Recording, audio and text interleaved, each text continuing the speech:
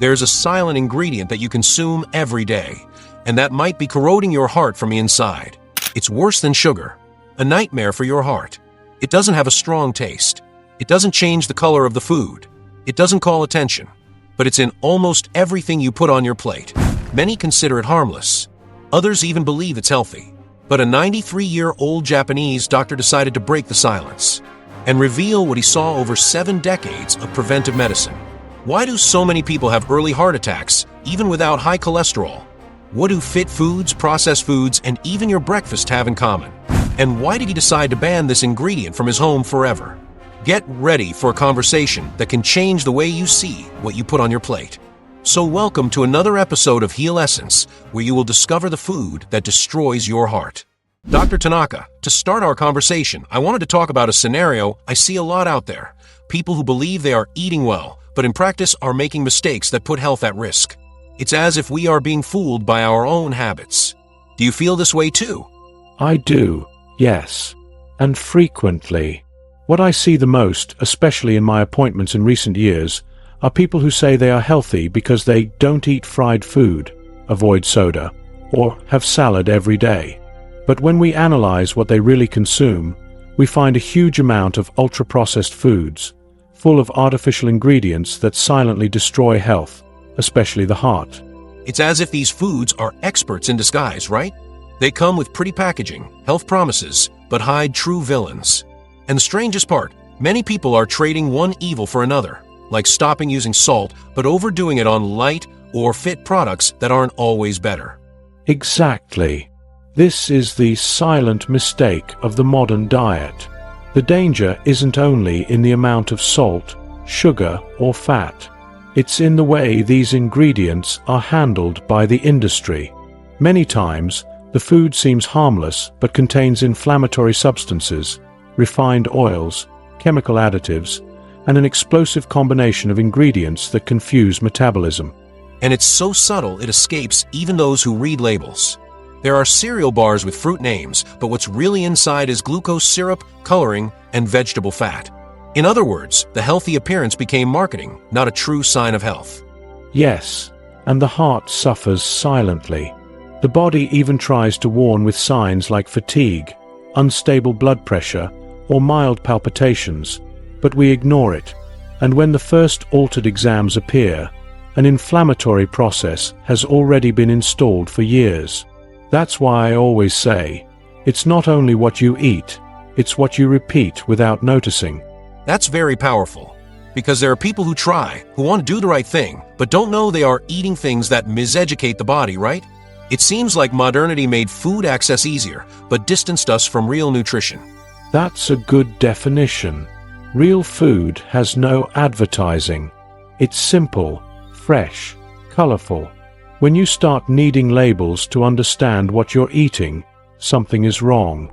Modern food has become an elegant trap, and the price is cardiovascular health. I think the central point here is to awaken this more critical look. You can't just trust the packaging or the trend of the moment. Would you say that this misinformation disguised as health is the big problem today? Without a doubt. And it's fed every day by unconscious choices. Changing this starts with true information. And that's what I want to bring here today. Show what the real poison is and how to avoid it. Dr. Tanaka, refined salt has always been pointed out as the big villain of cardiovascular health.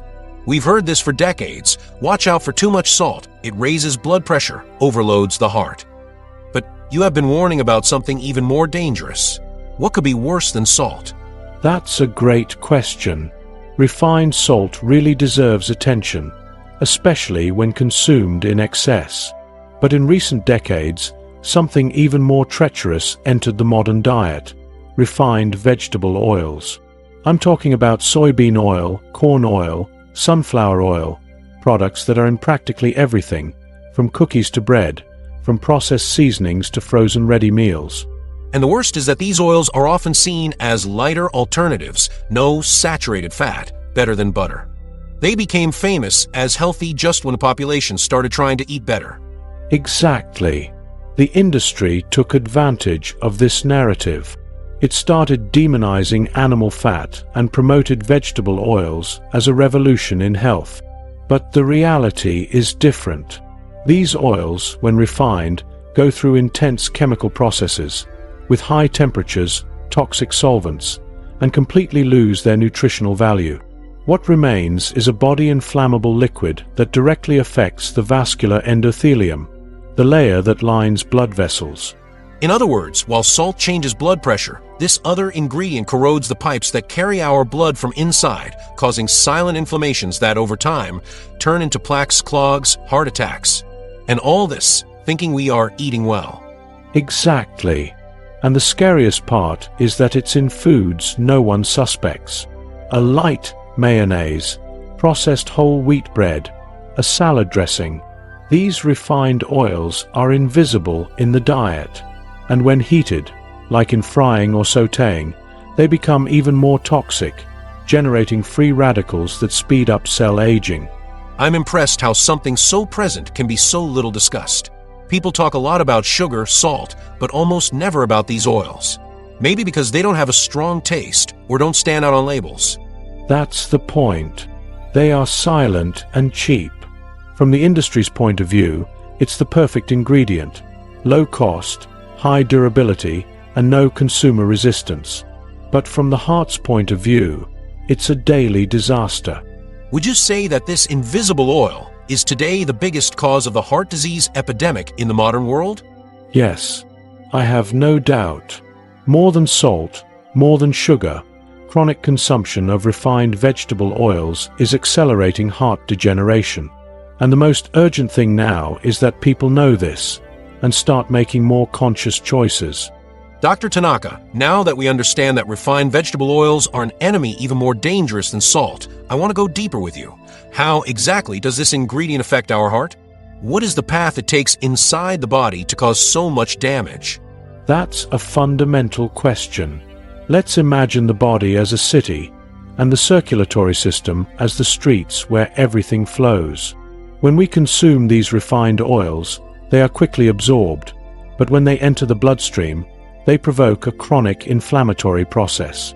This mainly affects the walls of the vessels, which become irritated, as if they are being scratched from inside every day. Wow, so it's not a sudden attack, like many people imagine. It's something slow, silent, that accumulates small aggressions. And in the middle of this process, the body tries to protect itself, right? Yes, exactly. The body, upon detecting these micro-injuries in the arteries, tries to repair with cholesterol and inflammatory cells. It seems like a good idea at first, but over time, this leads to the formation of plaques of fat and inflamed tissue, which narrow the vessels and make blood flow difficult. This is the beginning of atherosclerosis, one of the main causes of heart attack and stroke. And I imagine this happens even faster when these oils are heated, like in frying, right? Because then we enter the territory of free radicals and oxidation. Correct. When refined vegetable oil is heated, it turns into a real poison. It produces highly reactive compounds that oxidize LDL cholesterol, making it even more harmful. And this oxidized cholesterol is exactly what deposits in arteries, creating blockages that can lead to serious heart events. So it's not only how much we consume, but also how. A person might even use little oil, but if it's the wrong type and is heated repeatedly, the risk is huge. And this is the base of our diet, in restaurants, at home, everywhere. Exactly. The problem is people don't see the immediate effect. The heart doesn't hurt, doesn't bleed, doesn't warn. But internally, it's dealing with an inflammatory battlefield, trying to keep the blood flowing through arteries that are being destroyed little by little. It's scary, because it's as if we are sabotaging our own cardiovascular system with every spoonful of an oil we think is harmless. And what starts with inflammation ends with diseases that change or end lives. Unfortunately, yes. This food doesn't kill with one shot. It kills with crumbs. That's why understanding this process is so important. Only then can we stop this cycle before it's too late. Dr. Tanaka, Japan is worldwide known for the longevity of its population. The rates of heart diseases are significantly lower than in Western countries. And one of the most notable differences is in diet. Can you explain why Japanese people avoid so much this type of oil we are discussing? Of course. Japanese food culture has deep roots in respect for natural, seasonal, and minimally processed food. For centuries, Japanese used more stable fat sources, like cold-pressed sesame oil, and in moderation. The use of refined oils only began to appear widely after World War II, influenced by Western industry. But even so, a large part of the traditional population continues avoiding this type of product. And you, as a doctor and also as part of this culture, have you seen this happen in practice? The difference between older generations and more modern diets? Yes. I grew up in a fishing village in southern Japan. My grandmother cooked with fish broth, used many fermented vegetables and almost no oil. Frying was rare, reserved for special occasions. When I started studying medicine, I noticed many patients with early heart disease had changed their eating habits, adopting processed products, mainly cheap cooking oils. This shows how modernization of diet doesn't always come with health, right? And the most interesting thing is that even today, many Japanese still maintain a diet with very low refined oil consumption. Correct. The base of traditional Japanese diet consists of rice, cooked or fermented vegetables, fish, and green tea. When some fat is used, it's usually dark sesame oil, used raw, or small amounts of fish fat. The secret is simplicity and tradition. And that directly reflects in exams, inflammation levels, heart attack rates. Do you believe this dietary choice is one of the pillars of Japanese longevity? Without a doubt. Japanese have less systemic inflammation, lower insulin resistance, and healthier arteries. Much of that is due to reduced consumption of inflammatory ingredients like refined vegetable oils. They avoid not only the oil itself, but the whole chain of foods that usually comes with it. It's like a life philosophy, right? Eating with attention, respect, balance. That is definitely a powerful lesson for those who want to live longer and better. Exactly. Longevity doesn't come from a pill, it comes from habit. And avoiding this daily poison is one of the first steps to protect the heart and live with more vitality. Dr. Tanaka, one thing that confuses people a lot is this wave of food sold as healthy, but that, deep down, hide real traps. I wanted us to talk about this today. How does this oil, which you have already revealed to be so dangerous, manage to hide in products that seem harmless? This is one of the most worrying points of modern food. Refined vegetable oils are masters of disguise. They are in cereal bars, in fit yogurts, in products with zero trans fat seals, and all this gives a false feeling of health. The consumer looks at the package and sees words like natural, whole, rich in fiber, but doesn't realize that the most inflammatory ingredient is there, mixed in. It's curious how the industry managed to turn the healthy discourse into a sales strategy. Today, a product can be full of bad ingredients, but if it has the word light or lactose-free, it already gets space on the shelf of those who want to take care of their health. And that's where the danger is. Yes, because these products usually swap real fat for refined oils. They remove sugar and put chemical sweeteners, and add preservatives to compensate for lost flavor. It's an equation that seems balanced, but only worsens inflammation in the body. And when we talk about the heart, chronic inflammation is fertile ground for serious problems. What impresses me the most is how these products are present in the daily life of those who try to eat better. The person stops eating French bread but buys processed whole wheat bread full of vegetable fat, swapping soda for boxed juice. It looks like the right path, but they are sinking even more. Exactly. And often, when symptoms appear, tiredness, headaches, altered blood pressure, they blame stress or age, but don't realize they are being sabotaged by these products. Health is not only about what you avoid, but about what you repeat. And repeating this kind of food daily creates an internal environment inflamed, silent, but lethal. And what would you recommend to those trying to get out of this trap? What's the first step? Look closely at the label. If in the first ingredients appear vegetable oil, vegetable fat, margarine, or technical names like partially hydrogenated soybean oil, run away. These terms are the industry's code to say, there's poison disguised as health here. It's almost like learning a new language, right? Translating marketing and seeing what is really there. And the more we understand, the more we realize health really begins in the small daily choices. Yes, the package can fool you, but your heart never lies. It feels every spoonful of this poison. The good news is that, with information, you can change the game, and there's still time for that. Dr. Tanaka, so far we have talked about long-term effects, but what I want to know now is what happens in the body immediately after consuming these refined vegetable oils. Is there any quick reaction, something that already starts impacting even with a few days of use? Yes, and that surprises many people. In less than 24 hours after consuming food prepared with refined vegetable oil, the body already enters alert mode. There is an increase in the production of inflammatory markers, like interleukin-6 and TNF-alpha. These substances signal that something toxic entered the bloodstream, and this starts a systemic inflammatory response. In other words, the body understands it is dealing with a threat. And how does that translate into symptoms? Does the person feel anything? Not always clearly, but in the first 24 to 48 hours, it is common for the individual to feel more tired, mild headaches, a certain mental slowness.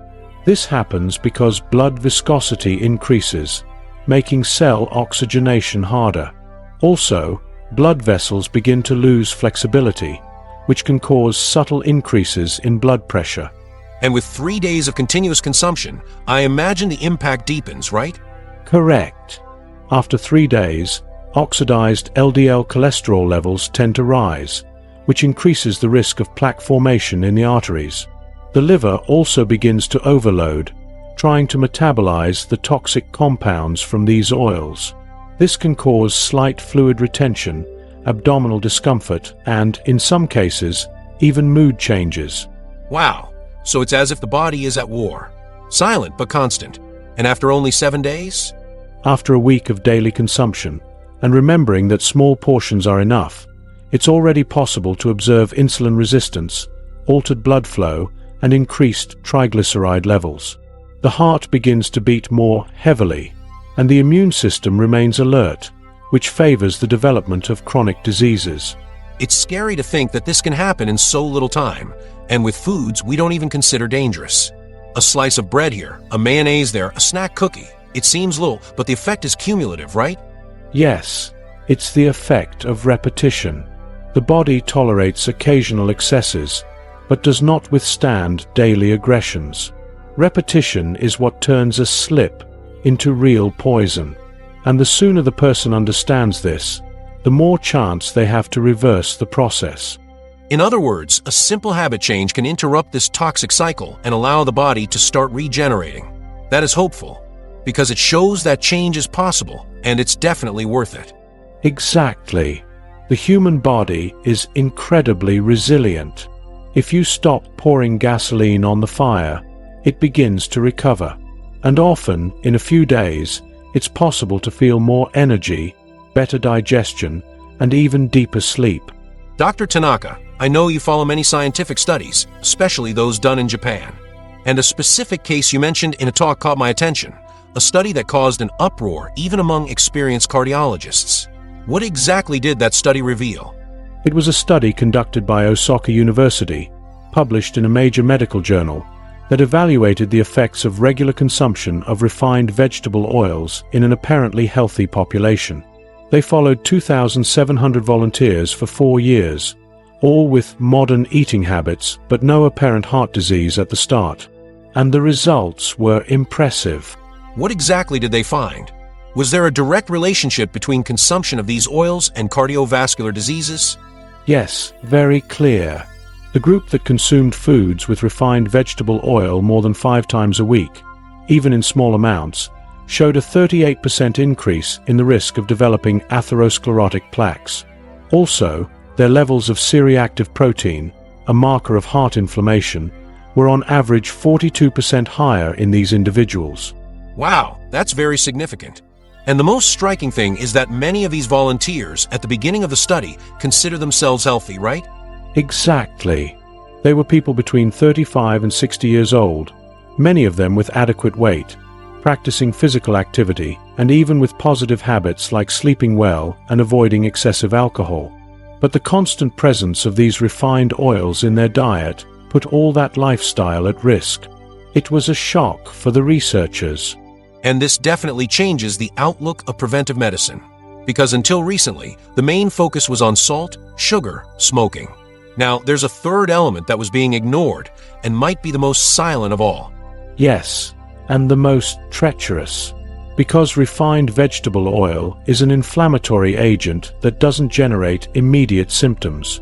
It accumulates, causes microscopic damage to endothelial cells, interferes with hormonal communication, and only manifests when the damage is already done. That's what the study revealed, the seriousness of an invisible villain. And how was the reaction of the Japanese medical community when the data came out? Was there a change in guidance? There was a lot of discussion. Some cardiologists were shocked, others skeptical. But many hospitals began reviewing their cafeteria menus, and several medical colleges started including the subject in cardiology congresses. It was a turning point, and personally, that's when I decided to intensify my public alerts on this topic. It's impressive how science, when well conducted, has the power to open eyes. And if even experienced cardiologists were surprised, imagine the general public. That's why these alerts you give are so important. Yes, information is the first dose of cure. And when it comes supported by serious studies, the impact is even deeper. The heart thanks when the truth comes to light. Dr. Tanaka, so far we talk about science, studies, physiology, but I know you also collect striking life stories. Patients who came to you in serious situations, many of them without even imagining that the big villain was something they consumed every day. Could you share some of these stories with us? Certainly. These stories motivate me to keep teaching. I'll start with the case of Mrs. Keiko, 59 years old. She came to the office complaining of extreme fatigue, swollen legs, and chest pain after light efforts. Exams showed she had a 75% obstruction in 2 coronary arteries. The strangest thing? She never smoked, didn't drink, walked every day. And where was the danger then? What did you find in her routine that helped cause this? The diet. She consumed daily foods considered light: whole wheat bread, vegetable margarine, ready sauces, baked snacks, all rich in refined oils. She believed she was making good choices. When we explained the link between these ingredients and vascular inflammation, she was shocked. She changed her diet and, in 6 months, her inflammatory levels dropped drastically. That's amazing. And sad too, right? Because it shows how even those who try to do right can be poisoned by misinformation. Do you remember any other more critical case? Yes. Mr. Nakamura, 47 years old, manager of a technology company. He led a hectic life, ate out almost every day, many ready dishes and processed foods. He had a heart attack at the end of a workday, almost died. When recovered, he came to talk to me, and upon reviewing his diet, we saw that almost all meals involved frying with reused soybean oil. It's impressive, and shows how modern routine, associated with wrong choices, can become a lethal trap. Did he manage to reverse this picture? Yes. He drastically changed his habits, started cooking more at home, using extra virgin olive oil, cutting ultra-processed foods. In less than a year, he lost weight, regulated cholesterol, and today is an advocate for the topic within his company. These stories are very powerful, Doctor. They touch deeply because they are real. They show that change is possible, even when everything seems lost. And more than that, knowledge saves lives. Exactly. Disease is not a punishment. Many times, it is a cry for help. When we listen to that call and change, the body responds. The heart is resilient. It just needs a less toxic environment to work fully. Dr. Tanaka, for many years we have heard about the two great villains of food, salt and sugar. Campaigns, labels, medical alerts, all pointing to these two as the main responsible for modern chronic diseases. But you usually include a third element in this group. What is this third member of what you call the destruction trio? This third element is exactly what we have discussed so far: refined vegetable oils. Salt, sugar, and refined oil form a toxic trinity that, combined, amplifies damage to the body exponentially. It's not an exaggeration to say they are the three pillars of modern chronic inflammation, and they are present together in most ultra-processed foods. And the strangest thing is that they really appear together, right? Take any industrialized snack, chips, stuffed cookie, fast food, they have all three inside. It's like a formula to get sick. Exactly. The combination of these three ingredients is perfect for the palate, but disastrous for physiology. Salt stimulates fluid retention and overloads the cardiovascular system. Sugar deregulates insulin and feeds inflammation. And refined oil attacks cells and vessels directly. Together, they accelerate cell aging, artery clogging, and metabolic collapse. And what would you say is more dangerous, consuming one of them in excess or consuming the three regularly, even in small amounts? Without a doubt, constant combination is the biggest risk. The body even deals with occasional excesses, but daily repetition, even in small doses, creates a devastating cumulative effect. It's like a faucet dripping non-stop on a stone. Eventually, it breaks. And I think there's an important point here. These three ingredients are cheap, easy to preserve, and are in practically everything that comes packaged. In other words, the person can be poisoning themselves without even noticing. Yes, and that is intentional. The food industry created a formula of addiction and profit.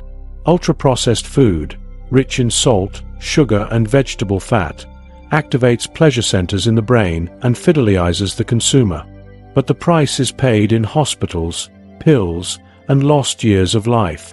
That's intense, and shows how habit change needs to be radical. You can't reduce the destruction trio. You have to eliminate it, right? Exactly. Every time you choose real food, without label, without excessive processing, you break this cycle. The body understands. The heart thanks. And life goes on lighter, clearer, longer. Dr. Tanaka, so far you have shared studies, scientific explanations, and patient stories. But there's one thing that intrigues me. When did you, personally, decide you didn't want this type of oil in your own house anymore? Was there any specific moment that marked this turnaround?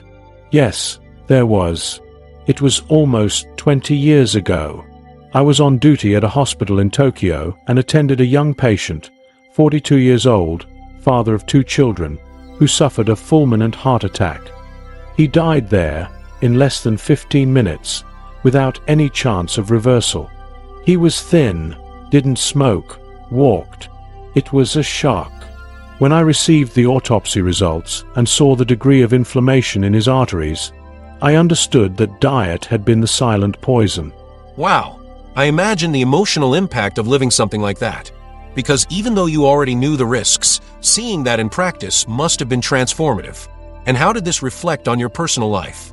That same week, I got home and asked my wife to empty the pantry. Everything that had refined vegetable oil, margarine, industrial seasoning, went out. We started cooking with olive oil, raw sesame oil, used more fresh and simple foods. It wasn't easy at first. My children found the taste strange, asked for some products back. But little by little, the change became natural. And did you notice any difference in your own body, energy, disposition? A lot. I slept better, woke up with more mental clarity, blood pressure stabilized, digestion became lighter. But the main thing was emotional. I was calm, with the awareness that my home was a safe territory. From that moment, I started teaching this to my patients even more emphatically, and many of them also changed because of my example. It's very powerful to hear that, doctor, because it shows that change doesn't have to come from a serious diagnosis. It can come from awareness, from the will to protect those we love. And of course, from the courage to go against what the world sells as normal. Exactly. My house became a food sanctuary, and not for perfection, but for care. I can't control the world, nor what is served outside, but I can take care of what enters through my door, and that's already a huge act of preventive health. And this is an invitation, right? For everyone listening to rethink their own kitchen, because that's where everything starts: prevention, energy, longevity. And as you always say, it's never too late to change. Never. Health starts on the plate, but the decision starts in the heart. And when we choose consciously, we harvest vitality for many years. Dr. Tanaka, we often hear that breakfast is the most important meal of the day. But what many people don't realize is that precisely in this first meal, we're putting into the body a considerable load of ultra-processed foods. Could you warn us about the main invisible poisons that show up early on the table? Certainly. Modern breakfast, especially in big urban centers, has become a silent trap. Industrialized breads, margarines, breakfast cereals, fit bars, chocolate drinks, and even yogurts with artificial fruits are among the most consumed foods early in the day. And all of them, almost without exception, carry refined vegetable oils in their composition. It's almost a chaos combo first thing in the morning, right? We wake up and already give the body an inflammatory load that adds up throughout the day. And the strangest thing is many of these foods are labeled as healthy or recommended for diets. Exactly. The industry learned to use words like light, zero trans fat, rich in fiber, with whole grains to hide the true composition of these products. Many people start the day with whole wheat bread filled with soybean oil, a cereal bar with glucose syrup and palm oil, and think they're taking care of their health. And is the impact of this on the body, right in the first hours of the day, noticeable? Yes. Studies show that consuming ultra-processed foods in the morning changes the inflammatory profile of the blood within the first 3 hours. There is an increase in blood sugar, insulin production, and blood viscosity. All this makes the heart more overloaded, right at the start of the day, when it should be working smoothly. And do you believe that swapping these foods for more natural options can cause a real health change, even without big restrictions? Without a doubt. A breakfast with eggs, fresh fruits, seeds, nuts, a good tea or coffee without sugar already completely changes the scene. You start the day nourishing the cells, not inflaming them. This simple morning choice has a direct impact on disposition, mood, and, of course, cardiovascular health. It's almost a protection ritual, right? Starting the day with awareness, presence, with choices that favor vitality, not disease. Perfectly said. Breakfast is the moment you tell your body, today will be a day of self-care or sabotage, and this decision, taken every day, silently and powerfully, defines your future. Dr. Tanaka, you've already spoken a lot about the invisible signals the body emits when it's suffering, but I wanted to focus now on something more subtle, almost emotional: heart fatigue. That feeling of exhaustion without reason, mild shortness of breath, palpitations we ignore. It's as if the body is speaking, and we don't want to listen. That's an excellent way to put it. The heart, being a silent muscle, is often neglected, but it does give signs. Signs that it's overloaded, inflamed, intoxicated, persistent tiredness climbing stairs, a feeling of heaviness in the chest even without physical effort, non-restorative sleep. All this can be the heart asking for help and asking for rest. And the scariest thing is that these signs are very common, right? We live in a world where being tired is considered normal. But as you said, sometimes this tiredness has a name and surname: silent cardiac inflammation. Exactly. The accelerated pace of life, combined with a diet rich in inflammatory foods, creates fertile ground for metabolic collapse. The heart works harder to compensate for artery stiffness, blood viscosity, lack of cellular oxygen. And with this, the body starts to shout with small symptoms, which become big if ignored. Do you have any striking patient story who lived this silent exhaustion and only later realized they were in real danger? Yes, many. But I remember well a 63-year-old man who came saying he no longer enjoyed walking. It seemed like discouragement, but exams showed he was on the verge of a heart attack. His arteries were inflamed, and his heart no longer pumped with the same strength. When he changed his diet and reduced refined oils, in 2 months he reported more energy, enthusiasm, and mental clarity. So, the body wanted rest, not medicine. It wanted nutrition, not artificial stimulation. This difference is very powerful because it shows that listening to your own body can be the key to avoid something much worse. Without a doubt. Ignoring signs like chronic fatigue, insomnia, mild shortness of breath, and back pain can be a fatal mistake. The heart speaks, but it whispers. It's up to us to learn to listen. And when we do, we often avoid what seemed inevitable. It's almost like an invitation to sensitivity, right? Not only to science, but to feeling. Because the body warns, the heart warns, and if we listen, maybe we can live much longer and better. That's right. Listening to the body is the beginning of longevity. And the first question we should all ask ourselves when we wake up is, how is my heart today? Dr. Tanaka, I'd like us to explore now a very visual image. Let's imagine what really happens to the blood after we have a meal rich in refined vegetable oils. Is there some way to translate this to the listener, almost as if they could see what's happening inside their own arteries? Yes, and this image is very important. Let's imagine the blood as a clear river, flowing freely through a clean and flexible bed. Now, imagine this river being flooded with a thick, sticky liquid that leaves the banks inflamed and makes the current slower. That's exactly what happens to the blood after a meal rich in refined vegetable oils. Wow, you can already feel the impact just with that comparison. And does this thickening of the blood happen quickly? Very quickly. In less than 2 hours after the meal, it's possible to observe an increase in blood viscosity and the formation of inflammatory particles called oxidized lipoproteins. They damage the internal lining of the arteries and activate the immune system, as if the body is reacting to a threat. And does this repeat every time we consume this type of oil? Or can the body clean itself afterward? If it's once or twice, the body can deal with it. But when it becomes a daily habit, the body enters a state of chronic inflammation, and the arteries begin to lose their elasticity. The thicker blood demands more effort from the heart to circulate, which, in the long run, leads to cardiac hypertrophy and vascular failure. And when you say that the arteries lose elasticity, what does that mean in practice? It means they stop expanding and contracting easily. They become stiff, like rusty pipes. This makes blood pressure control difficult and favors the formation of microfissures in the walls, where oxidized cholesterol deposits. This is the start of atherosclerotic plaque. And all this from a simple dish with refined vegetable oil. A sauté, a fry, an industrialized snack.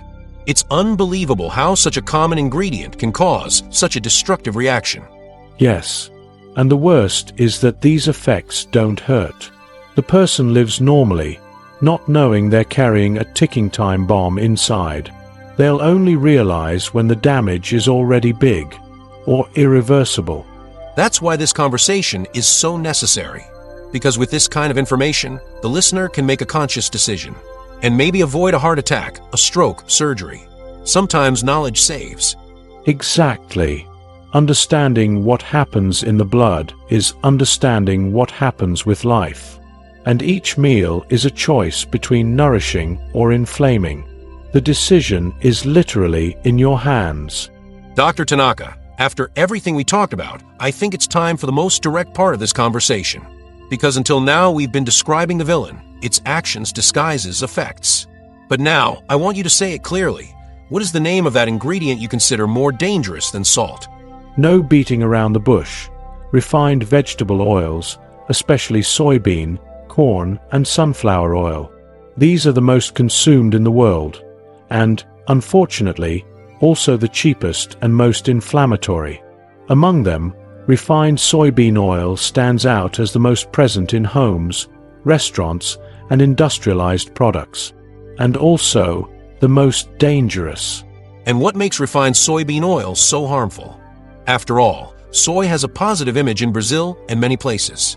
It's associated with vegetarian food, tofu, plant protein. Yes, and that's exactly the association that confuses people. Soy, in its natural form, may even have benefits, but the oil extracted from it, when refined, goes through aggressive chemical processes. High temperatures, use of solvents like hexane, bleaching, deodorization. The result is a highly oxidizing liquid, rich in inflammatory omega-6 fatty acids. In other words, it's not the food itself, it's what the industry does to it. And after that, it ends up on the plate of millions of people every single day. Exactly. And it's worth remembering that this type of oil is in fried foods, sautés, ready-made sauces, snacks, industrialized cakes. It's so cheap and versatile that it became the standard in the food industry. But what is cheap for the wallet is very expensive for the heart. Chronic consumption of these oils is directly linked to inflammation, insulin resistance, fatty liver, and cardiovascular diseases. And the worst is that many people still use it at home thinking they're making a neutral or even healthy choice. Because marketing sells it as vegetable oil, and that word, vegetable, deceives a lot. Yes, that's the big trick. Vegetable sounds natural, light, pure. But in this case, it's a euphemism for a toxic liquid that compromises vascular health. And unlike salt or sugar, it doesn't have a strong taste. It goes unnoticed. It attacks without being noticed. So can we say that refined vegetable oil is the invisible poison of the modern diet? The one that's in everything but nobody sees? We can, yes. And we should say it. The cheapest oil in the world is perhaps the most expensive ingredient in terms of lives lost. That's why my mission is clear: to name the enemy and teach how to protect yourself from it. Dr. Tanaka, now that you named the enemy, refined vegetable oils like soybean, corn, and sunflower, I think many people must be wondering, is there good oil? Is there fat that nourishes, that protects? Or is every type of oil dangerous? That's a very common doubt, and the answer is yes. There are good oils, which are not only safe but also protect the body. The secret is in the origin and, mainly, in the extraction process. Cold-pressed oils, minimally processed and rich in antioxidants, are completely different from refined oils. And which would be these good oils? Those that you recommend even daily? The first and most important is extra virgin olive oil, rich in phenolic compounds like oleuropein, which reduces inflammation and protects arteries. It's a true medicinal food. Another excellent oil is avocado oil, also cold-pressed, with a lipid profile similar to olive oil and great for the heart. We also have virgin coconut oil, which, despite controversy, when used in moderation, is heat-stable and doesn't oxidize easily. It's interesting that these good oils have in common exactly what the bad ones don't: natural processes, nutritional integrity, and anti-inflammatory effect. Is that what makes the difference? Exactly. Good oils come from real foods and go through gentle processes. Oils that kill, like refined soybean oil, are the result of a violent industrial process that destroys all the good and delivers only unstable, oxidative, and inflammatory fat. And one detail that catches my attention: good oils don't appear in fast food, frozen food, or chips. In other words, you have to make conscious choices to have access to them. Yes, that demands presence and responsibility.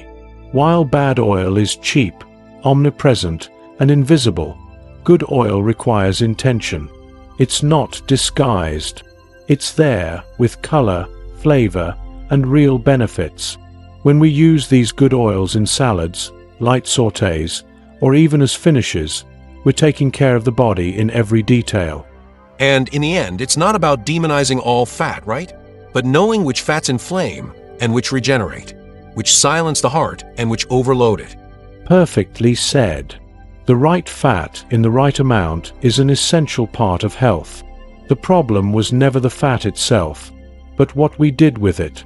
And the good news is, when we swap the oil that kills for the oil that nourishes, the body responds quickly, because it knows the difference. even if we don't yet. Dr. Tanaka, by this point in our conversation, I imagine many listeners are wondering, hey, I get it, but where do I start? So I'd really like you to share practical tips for those who want to remove these poisonous oils from their routine. What should leave the pantry? And what should take its place? Excellent. Let's get straight to the point. First, go to your kitchen and read the labels of the industrialized products you frequently consume. If you find the terms vegetable oil, soybean oil, vegetable fat, palm oil, or margarine among the ingredients, those products must be eliminated. They're present in cookies, sliced bread, mayonnaise, ready sauces, bouillon cubes, chips, and even products that seem healthy, like industrialized granola. In other words, the first step is to create awareness. Look at what's already in your home with different eyes. And you don't have to wait for it to finish. If it's bad, throw it away. Exactly. Keeping poison in the pantry, just so it doesn't go to waste, is like keeping cigarettes because the pack is still closed. The second step is substitution.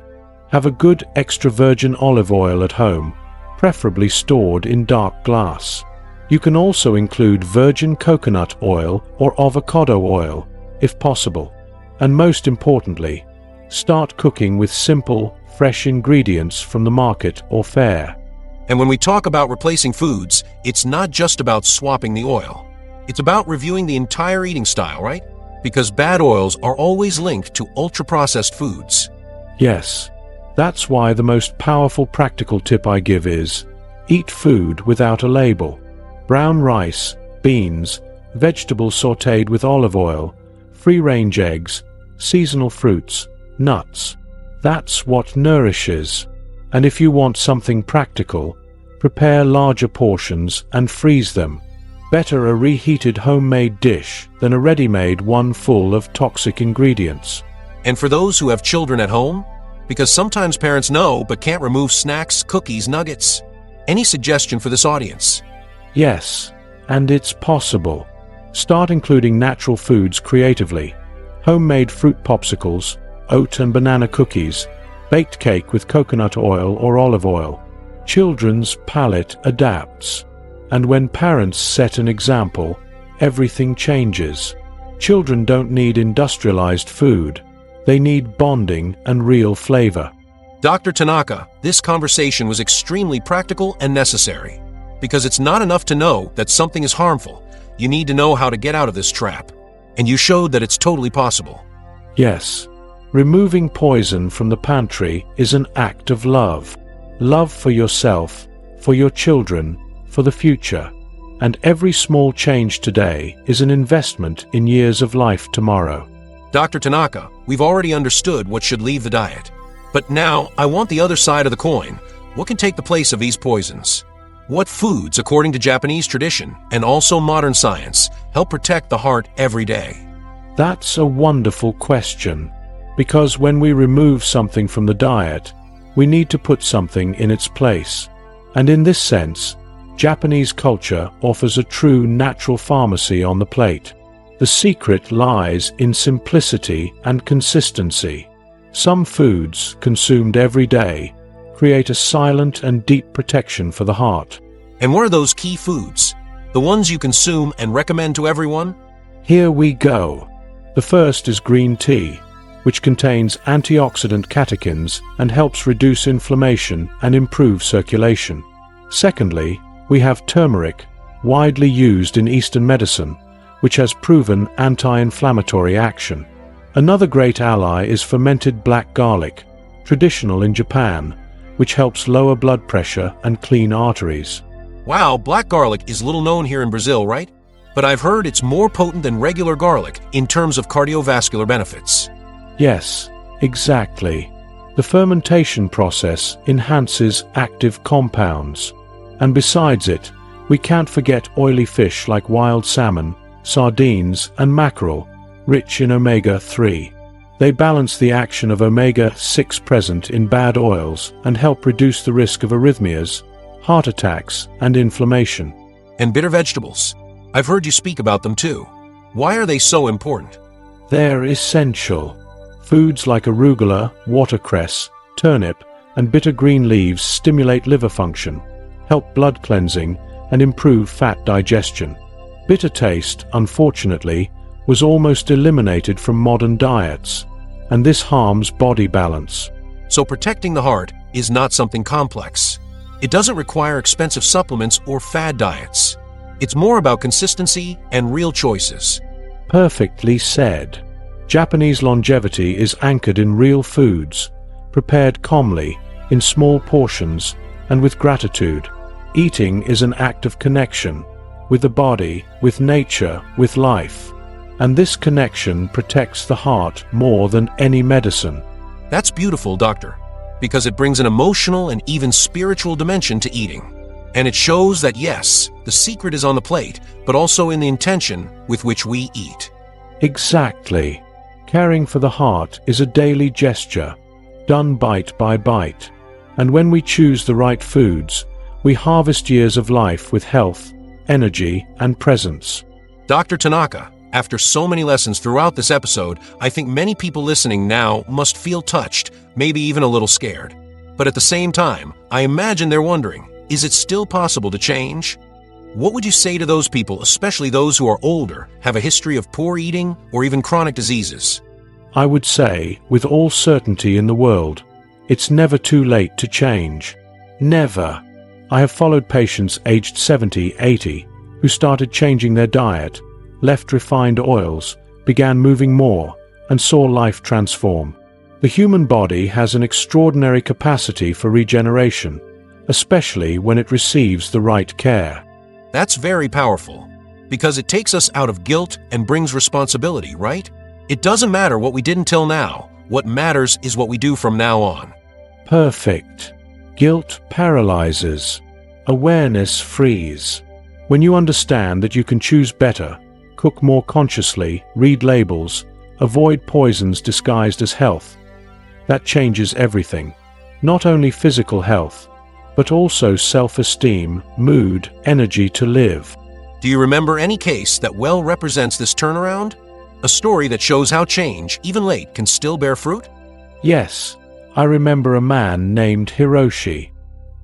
He was 76, already with 2 stents in his heart, and came to me determined to not let disease win.